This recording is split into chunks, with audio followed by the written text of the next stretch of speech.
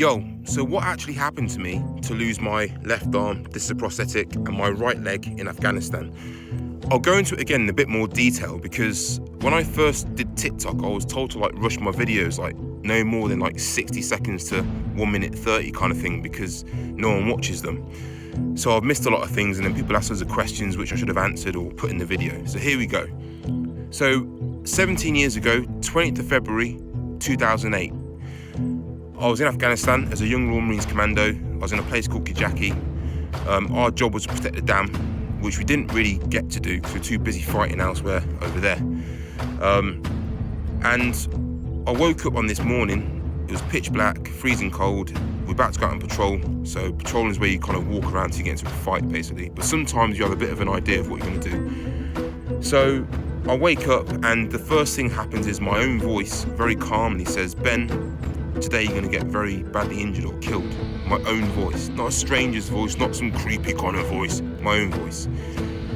But what can I do? It's not like a normal 9 to 5 civilian job where I can just have a day off because I don't feel very well or pretend I don't feel well.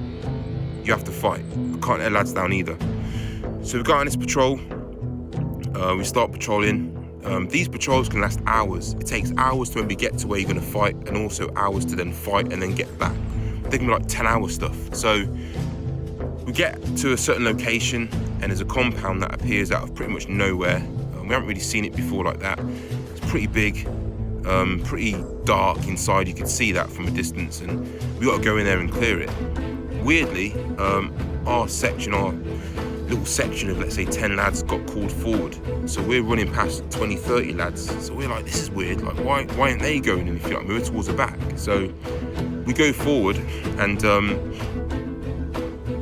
we got changed around. So I'm working with certain guys normally, and then we got changed around. So it's almost like being in a school class where you know everyone's name in the class and you get on with everyone, but you've got your best mates, if you know what I mean. So now I'm not working with my best mates, but I can still work with these guys, not a problem.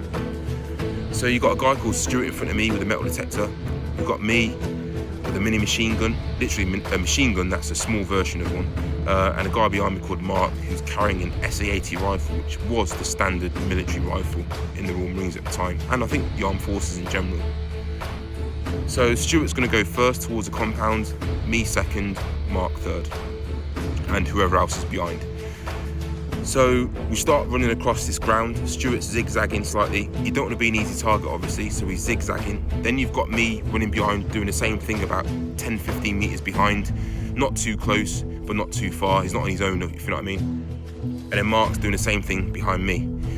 Mark, for some reason, is shouting, "Run, run, run, run, run," even though we are running, which I found really annoying.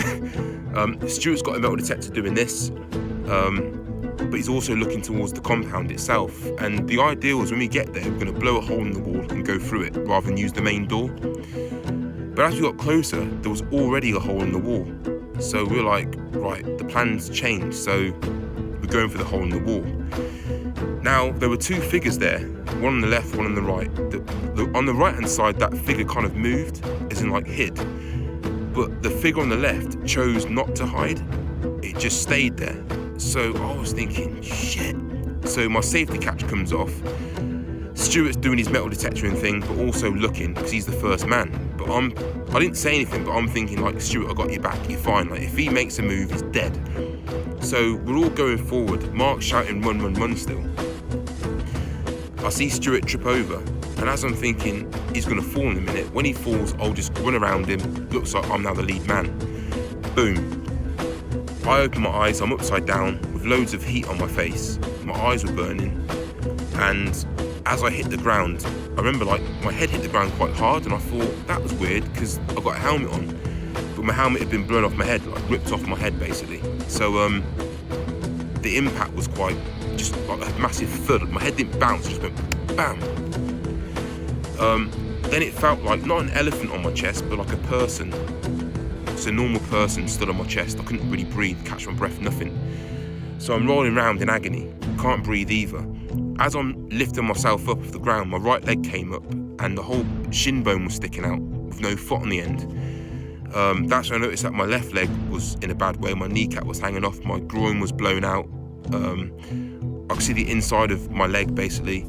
Had a piece of big metal sticking out of my arse cheek, a big hole in my right forearm. My left arm was hanging off as well. So when I decided to try and crawl around and get myself out of this situation, I couldn't at first.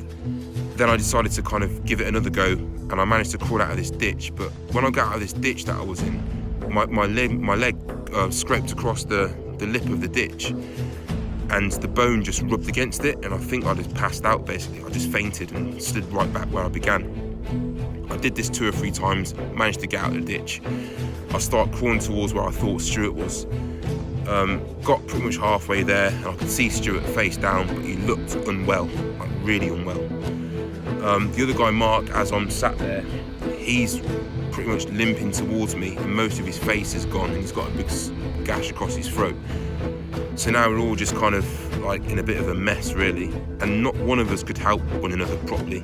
We're trying to put tourniquets on each other and stuff, but we're all a bit of a mess. And then we got rescued. We got chucked in the back of a quad bike trailer, and then we got whisked back to helicopter landing site, where a Chinook helicopter picked us up and took us away.